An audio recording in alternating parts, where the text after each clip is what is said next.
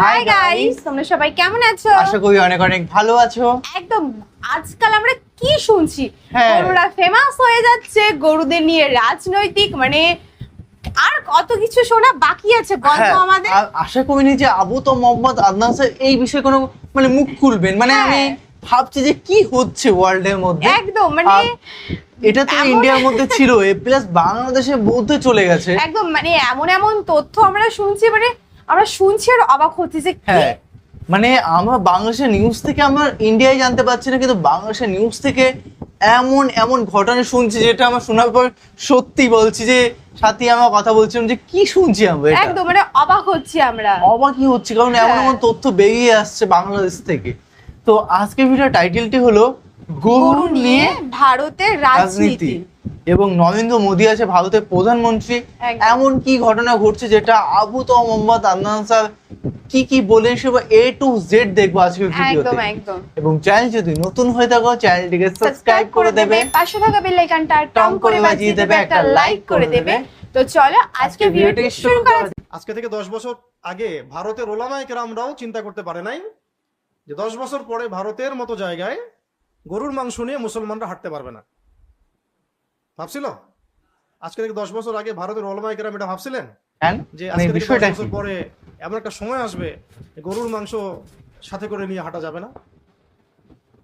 এটা তো শুনিনি বল। কিন্তু বাস্তবতা কি এমন না? ভাবছিল যে মুসলিম মেয়েদেরকে রাস্তায় হাঁটতে পারবে না, তুলে নিয়ে চলে যাবে, করবে, বাড়ি ঘরে আগুন দিয়ে দিবে, ব্যবসা প্রতিষ্ঠান ধ্বংস করে দিবে, মুসলিমদের কবর থেকে উঠে জ্বালাই দিবে, পুড়াই দিবে। হ্যাঁ, এখন আপনারা যারা এখন বাংলাদেশে বসে আছি, আমরা যারা, আপনারা কি ভাবতে পারতেছেন আগামী 10 বছর পরে এমন কিছু আমাদের সাথেও হইতে পারে? কেউ ভাবতে পারতেছে না, বা কেউ ভাবতে চাচ্ছেও না। কিন্তু আপনারা এই সম্ভাবনাকে উড়াই দিতে পারেন না। কিন্তু এটার উপযুক্ত কোনো প্রস্তুতি আমাদের নাই। ইমানি প্রস্তুতি, আমলি প্রস্তুতি, জামাবদ্ধ প্রস্তুতি, শারীরিক প্রস্তুতি, মানসিক প্রস্তুতি, রাষ্ট্রীয় প্রস্তুতি, অর্থনৈতিক প্রস্তুতি, সামরিক প্রস্তুতি, প্রযুক্তিগত প্রস্তুতি কিচ্ছু নাই। পুরো বিশ্বটাকে রাজনৈতিক ভাবে ক্যাপচার করার জন্য ইউনাইটেড নেশনস তৈরি করছে তারা। পুরো ওয়ার্ল্ডের অর্থনীতির চাবিকাঠির জন্য তারা ওয়ার্ল্ড ব্যাংক, IMF এগুলো ফর্ম করছে। গোল্ড দিনার, সিলভার দিরহাম উঠাই দিছে, কাগজের টাকা ধরাই দিছে, ইলেকট্রনিক মানি ধরাই দিছে, তারপরে সামনে ক্রিপ্টোকারেন্সি ধরাই দিয়েছে আর কি। আরো সামনে আসবে ক্যাশলেস সোসাইটি। এটা কিন্তু হয়ে যাচ্ছে বল, মানে ক্যাশ আর উপরে, তারপরে হাতের ভিতরে চিপ ঢুকাই দেবে কয়দিন পরে। হ্যাঁ, হাতের ভিতরে চিপ অটোমেটিক সবাইকে কন্ট্রোল করতেছে। যেমন আপনি ডেটাবেস নিয়ন্ত্রণ করছেন বাসায় বসে, অফিসের কি হচ্ছে না হচ্ছে একটা চিপের মাধ্যমে, এরকমই আপনার বডির ভিতর ইনজেক্ট করবে। এটা ওদের প্ল্যান। ভ্যাকসিনেশন ওদের প্ল্যান। হ্যাঁ, করোনার মধ্য দিয়ে মানব জাতিকে আসলে ধোকার মধ্যে রাখা, আর কত প্ল্যান। মানে শয়তানের সবচেয়ে সেরা সেরা প্ল্যানগুলো এদের কাছে আছে। বেশিরভাগ তো চিনতেই পারছে না কোনটা সত্য কোনটা মিথ্যা, কোনটা হক কোনটা বাতিল, আসলেই কোনটা বাস্তব কোনটা ইলিউশন, এটা বুঝতেই পারছে না মানুষ। কিভাবে মাথা নিয়ন্ত্রণ করতেছে মানুষের। তার আগমনের সময় কাছাকাছি আসতেছে। সে অলরেডি হোলি ল্যান্ডের প্রায় 70% ক্যাপচার করে ফেলছে। 30% ক্যাপচার করতে আর কয়দিন লাগবে। এরপর ইরাকের ইউফ্রেটিস থেকে মিশরের নীলনদ পর্যন্ত ক্যাপচার করে নেওয়ার প্ল্যানও। এদিকেও সে আস্তে আস্তে অগ্রগামী হচ্ছে। সেদিন বেশি হয়তো দূরে নাই যেদিন আমরা দেখবো যে ডলার পড়ে গেছে, ডলার এবং পেট্রো ডলার দুটোই পড়ে গেছে। ওই কারেন্সি হবে সুপার কারেন্সি, রুলিং কারেন্সি। যেমন ডলার এখন রুলিং কারেন্সি, আপনি অ্যাব্রোডে গেলে ডলার ছাড়া আপনি কেনা বেচা করতে পারছেন না।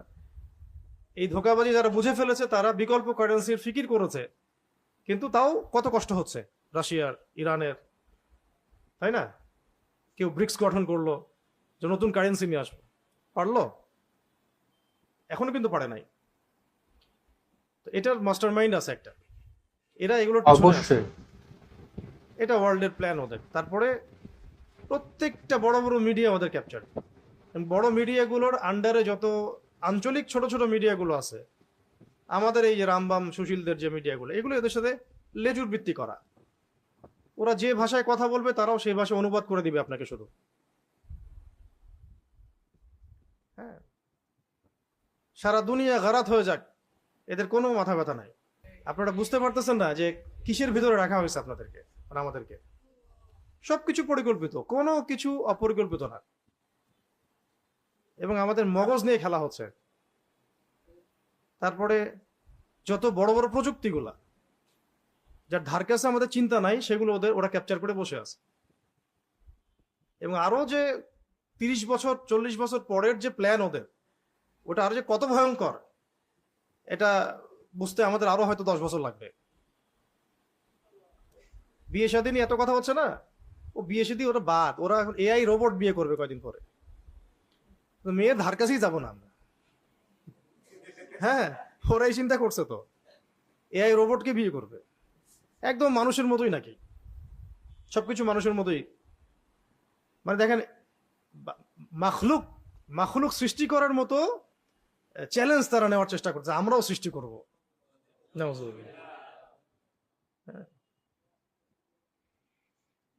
তো পয়েন্ট এটা না, অন্য পয়েন্টে যাব আর কি, বুঝানোর জন্য বলছি।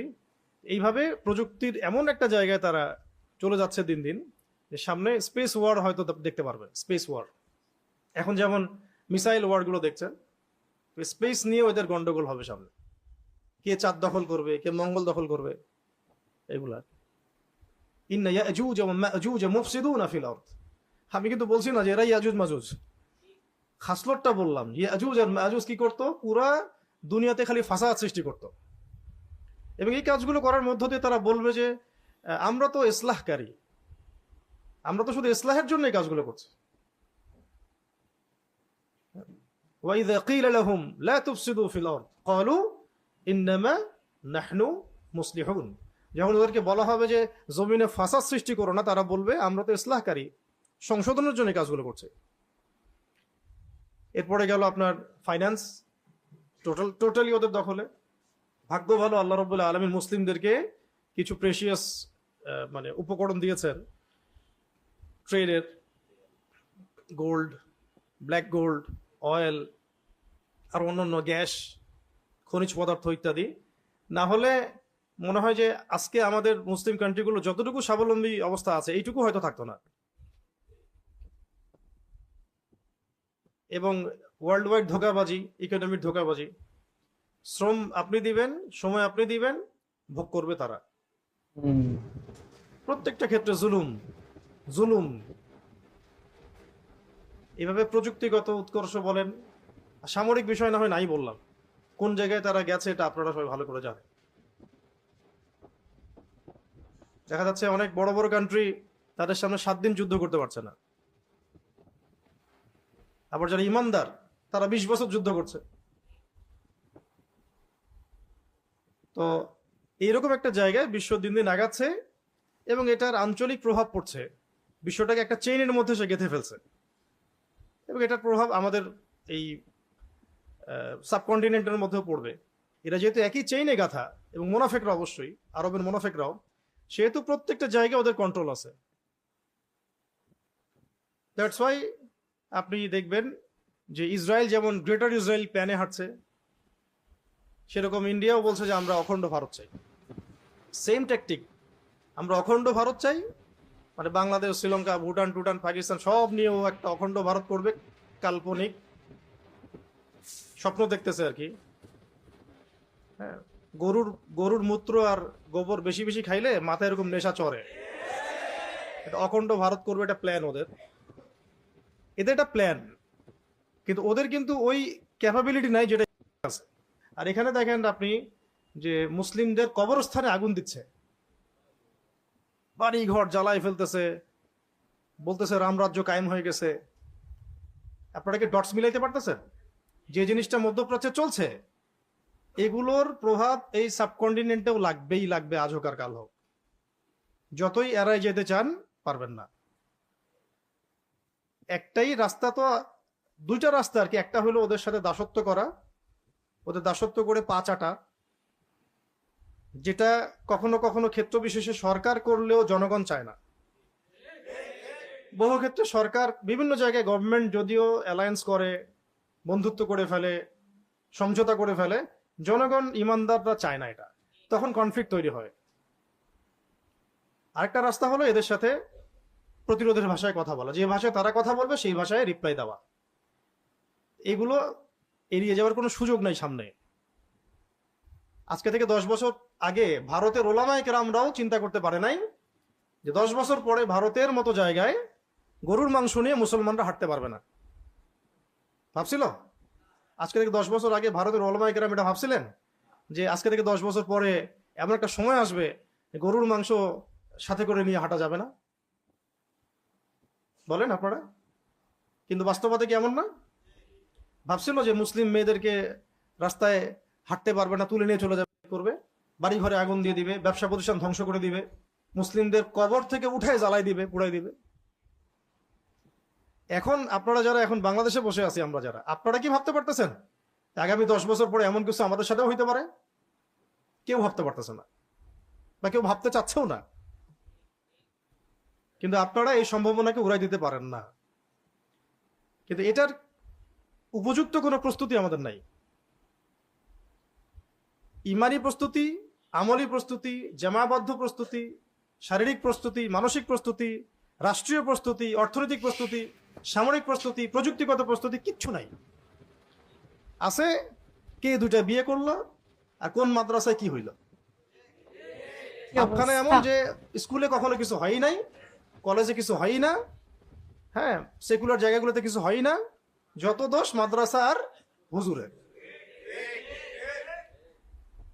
এমন ভাবে হুজুরকে হাইলাইট করা হচ্ছে, মনে হচ্ছে সে যেন জিনা করছে। জুলাই নাই, গায়েব। হ্যাঁ, ইসলাম একটু শক্তিশালী অবস্থায় আসবে একটা সম্ভাবনা তৈরি হয়েছিল, সেটাও নাই হয়ে গেল। ঐক্য, মুসলিমদের ঐক্য ভ্যানিশ হয়ে গেল। ব্যালট বাক্সের চারপাশে সবাই নিজের গন্তব্য হারায় ফেললো। কত বড় বড় সিংহ ওই ব্যালটের নেশায় পড়ে বিড়াল হয়ে গেল। হ্যাঁ, ইসলামী দলদের ঐক্য নষ্ট হয়ে গেল। হাদি ভাইকে মানুষ ভুলে গেল। হ্যাঁ, ওই ছেলেটাকে ওই যে রাস্তায় পিটাই মারছিল প্রথমে, একটা ছেলেকে শোয়ায় একদম থেতলা করে দিল মাথায়, ইস্যু গায়েব হয়ে গেল। তারপরে কতগুলো বলবেন আপনি, কতগুলো বলবেন? আবু সাইদ, সব বাদ দেখো। আবু সাইদ। এইভাবে মিডিয়া দিয়ে পরিকল্পিতভাবে আমাদের ব্রেইনগুলোকে ওয়াশ করা হচ্ছে। নির্দিষ্ট মূল যেটা লক্ষ্য, যে এই জমিনটা আমাদের, এই জমিনে আমাদের কাজ হচ্ছে নিজেরা আল্লাহ পাকের দিন পালন করব এবং এই দিনটাকে প্রতিষ্ঠা করার চেষ্টা করব, এখান থেকে সরাই দেওয়া। ব্যাস, একটা একটা আলোড়ন সৃষ্টি হলে পরেই এরকম কিছু না কিছুকে সামনে নিয়ে আসা হয়। আর মাশাআল্লাহ আমাদের জাতিটাও মাশাআল্লাহ সুবহানাল্লাহ মারাত্মক লেভেলের, হ্যাঁ, লাজবাব। যে ভাবখানা এমন যে সবাই নিজের আল্লাহর ওলি, তাদের কোনো গোনা তো নাই। যত বুজুর্গ সব তো ফেসবুকেই থাকে। সামনে যে মানে কাফেরদের পক্ষ থেকে বড় একটা ধাক্কা আসতে পারে, বা কাফেরদের যারা বন্ধু তাগুত এদের পক্ষ থেকে ধাক্কা আসতে পারে, আরো যে সিচুয়েশন খারাপ হতে পারে, এবং আমরা যে ট্র্যাপড, কোনো দিকে যাওয়ার জায়গা নেই, আমাদের প্রস্তুতি গ্রহণ করা দরকার সব দিক থেকে, মাথায় কাজ করতেছে না এগুলো। দেখবি এগুলো নিয়ে তেলের সমস্যা গায়েব, শেষ। গ্যাসের সমস্যা গায়েব, পেট্রোল পাম্পের সমস্যা গায়েব, লাইন ধরে দাঁড়া থাকে মোটরসাইকেল সব গায়েব। ইস্যু এখন একটাই, মাদ্রাসার হুজুর কি করছে। অথচ এটা প্রমাণিত না, এটা প্রমাণিত হয়নি। রিপোর্ট টিপোর্ট করা ছাড়া, রিমান্ড টিমান্ড দেওয়া ছাড়া। মিডিয়াতে ছবি তোলার হিরিক দেখছেন? এই কাজটা তো এর চেয়ে তো জঘন্য কত কাজ রামবামরা করছে। মিডিয়াকে আপনি এত অ্যাক্টিভ দেখছেন কখনো? মিডিয়া থেকে অ্যাক্টিভ দেখবেন আপনি সবসময় হুজুরদের পিছনে। এই হলো বাস্তবতা বাংলাদেশে। কি করবেন, কাকে ওয়াজ করবেন, কি বুঝাবেন? নিজেদের চোখ নিজেরা না খুললে আর কে খুলে দিবে? এখন পর্যন্ত আমাদের উপরে যা হচ্ছে এগুলো আমরা ডিজার্ভ করি। আমাদের উপরে যা হচ্ছে, জিল্লতি, লাঞ্ছনা, অপদস্থতা, এগুলো আমরা ডিজার্ভ করি। আমাদের এর চেয়ে ভালো কিছু হওয়া উচিত না এখন পর্যন্ত। আর ধরাই দিছে সবার হাতে হাতে একটা ফোন। সোশ্যাল নেটওয়ার্কিং, আমার কাছে পাবলিক টয়লেটের মতো মনে হয় বিষয়টা। যে কেউ আসতে পারে, যে যা invite করে ইচ্ছা। চলে যেতে পারে। এর চেয়ে বেশি কিছু না এটা। ভাবখান এমন যে বলতেছে সে কত বড় পণ্ডিত, সামনে নিয়ে এসে দেন একটা সূরা তেলাওয়াত করতে পারে না, সে অন্যকে ধুয়ে রেখে দিচ্ছে একদম। কি অবস্থা! যে যার কোনো জ্ঞানই নেই কোনো বিষয়ে, সেও কথা বলতেছে, সেও লিখতেছে, সেও বলতেছে। গুনাহে তো কোনো ভয়ই নাই, যেটা মানুষের হক নষ্ট হচ্ছে, গীবত হচ্ছে, তহমত হচ্ছে, ইলজাম হচ্ছে, আমাকে আল্লাহ পাক ধরবেন এটার জন্য, এটা কোনো ভয়ই নাই। এভাবেই ব্যস্ত রাখা হচ্ছে। তো আমি এত গভীরে যেতে যাই নাই, একটা বিষয় বোঝানোর জন্য এদিকে আসলাম যে ইব্রাহিম আলাইহিস সালাম সত্য পাওয়ার পরে তার পরিবার থেকে শুরু করে সমাজ এবং তার কওমকে সত্যটা স্পষ্ট করার জন্য দাওয়াত দিয়েছিলেন। কিসের ইবাদত করছো তোমরা? এই যে আমি এতগুলো কথা বললাম, এগুলো হচ্ছে ওয়ার্ল্ড এবং দেশ, রাষ্ট্র, আঞ্চলিকতার বাস্তবতা। আর আমরা কি করতেছি? কিসের ইস্যু নিয়ে পড়ে আছে। আর এর মধ্যে শিরক তো আছেই, বেদাত তো আছেই, কুফর তো আছে, হারাম তো আছে। মানুষ ঘুষ দিয়ে সুদের চাকরি নিচ্ছে, এটা তো কমন, ঘুষ দিয়ে সুদের চাকরি নিচ্ছে, এটা পুরো কমন। নিয়ে নাকি আবার ফেসবুকে স্ট্যাটাসও দিচ্ছে, আলহামদুলিল্লাহ একটা জব হয়েছে। বুঝতে পারছেন? মদ নিয়ে আলোচনা নাই, মদের লাইসেন্স নিয়ে কথা নাই, মাদক নিয়ে কথা নাই, কিশোর গ্যাং নিয়ে কোনো কথা নাই, পতিতালয় বন্ধ নিয়ে কোনো কথা নাই, মদের বারগুলো ক্লোজ করা নিয়ে কোনো কথা নাই। পাইছে একটা ইস্যু এখন, না ওগুলো কোনো সমস্যাই না। আর ধরে নিলাম, ধরেন তর্কের খাতিরে, যে কোনো একটা ইসলামী প্রতিষ্ঠানে এমন একটা ঘটনা ঘটছে, তো যারা ঘটনা ঘটে তারা কি মানুষ না জিন? মানুষ। তো ঘটনা যদি ঘটে থাকে তাহলে তার বিচার হবে অবশ্যই। নবী সাল্লাল্লাহু আলাইহি ওয়াসাল্লামের যুগে জিনা ব্যভিচারের ঘটনা ঘটছে না কয়েকটা, বিচার হয়েছে। তো বিচার শরিয়া আইনে করেন। আর এইটার সংখ্যা কত পার্সেন্ট? আর অন্যান্য প্রতিষ্ঠানগুলো, সেকুলার অঙ্গন, জেনারেল অঙ্গন, অন্যান্য অঙ্গনে যে অপরাধগুলো হচ্ছে, এগুলোর পরিসংখ্যান কত? তো সেগুলোর বিচার কোথায় করছেন? দেধারসে রেপ হচ্ছে প্রতিদিন বাংলাদেশে, কয়টার বিচার করছেন? ওগুলো সব ইস্যু বাদ। তা দিনই একটা প্রতিষ্ঠান, একটা ঘটনা ঘটেছে, সব প্রতিষ্ঠান বন্ধ করে দাও, ইস্যু এটা পাইছে, ওটাকে কেন্দ্র করে সব প্রতিষ্ঠান কি করো? বন্ধ করে দাও। এগুলো কাদের ভাষায় কথা বলতেছে? ওই তো জায়নিস্টদের ভাষাতে, মুনাফিকদের ভাষায়, মুশরিকদের ভাষায়। ভারতের মতো জায়গায় সব প্রতিষ্ঠান বন্ধ করে দেওয়ার হুমকি দিল। তাহলে এই প্রতিষ্ঠানগুলোতে, সেকুলার প্রতিষ্ঠানগুলোতে যে সমস্যাগুলো হচ্ছে, এগুলোর কারণে কি এগুলো বন্ধ করে দিবে? প্রবলেম হলে মাথা ব্যথা করতেছে, ওষুধ আছে, নাকি মাথা কেটে ফেলে দিবে? মাথা ব্যথা করলে কি করবেন? কেটে ফেলে দিবেন? একদমই না। মেডিসিন দিবেন? মেডিসিন হচ্ছে ইসলামী আইন, ইসলামী আইনের সুষ্ঠু প্রয়োগ। ইসলামী আইনের সুষ্ঠু প্রয়োগ কি শুধু এই ক্ষেত্রেই হবে, না সব ক্ষেত্রে হবে? তো সেটা কোথায়? তো এইরকম মানে, আর আমাদের সমাজে একটা সাইকোলজি তৈরি করা হয়েছে যে যদি কেউ দাড়ি টুপি পাগড়ি জুব্বা পড়ছে, এখন আপনাকে যদি 10টা চর মারে, এটা ঠিক আছে, বাট আপনি কাউন্টার একটা চর মারছেন, আপনি হুজুর হয়ে চর মারলেন, আপনি এত অমানবিক। ইসলাম এই শিখে আপনাকে? আপনি জানেন না নবী সাল্লাল্লাহু আলাইহি ওয়াসাল্লাম কত কোমল ছিলেন? এত মুনাফিকের মুনাফিক সব, এত বড় বড় সুবিধা। এখন আমি তো বাধ্য হয়ে কিছু কথা বলতে পারতেছি না, এটা আমার অপারগতা। তবে আমি আস্তে আস্তে কিছু বিষয় আপনাদেরকে জানাই দিব ইনশাআল্লাহ। সত্যি খুব ভালো লাগলো। আবু তো মোহাম্মদ আদনান সাহেবের ভিডিও কিন্তু কন্টিনিউ আবার আসছে চ্যানেলে, এবং ওনার ওয়াজ এতটাই মিষ্টি যে শুয়েই দেখে মানে ওয়াজ মাহফিল। ও সবসময় বলে যে আমি একটু রিল্যাক্স হয়ে ভিডিওগুলো দেখতে চাই, রিল্যাক্স হয়ে। তো আমি বলি ওইভাবে ওয়াজ আমি মাঝে মাঝে দেখি একা একা, তখন না মানে ঘুমিয়ে পড়ে ওয়াজ শুনতে শুনতে কত কথা মনে পড়ে মানে এত রিল্যাক্সিং ওর লাগে। সত্যি কিছু কিছু হুজুরের কথাগুলো অনেক বেশি ভালো লাগে, মানে অনেকটাই বেশি। মানে ওয়াজ দেখতে দেখতে আমি শুয়েই পড়ি, এতটাই বেশি ভালো লাগে, জাস্ট অসাধারণ। তো তোমাদের কেমন লাগলো আজকে ভিডিওটি অবশ্যই কমেন্ট বক্সে কমেন্ট করে জানাও। একদম। আর সত্যি হুজুরের কথাগুলো দারুণ ছিল। তো চলো গাইস, নতুন একটা ফ্রেশ ভিডিওতে দেখা হবে। Bye bye. Take care.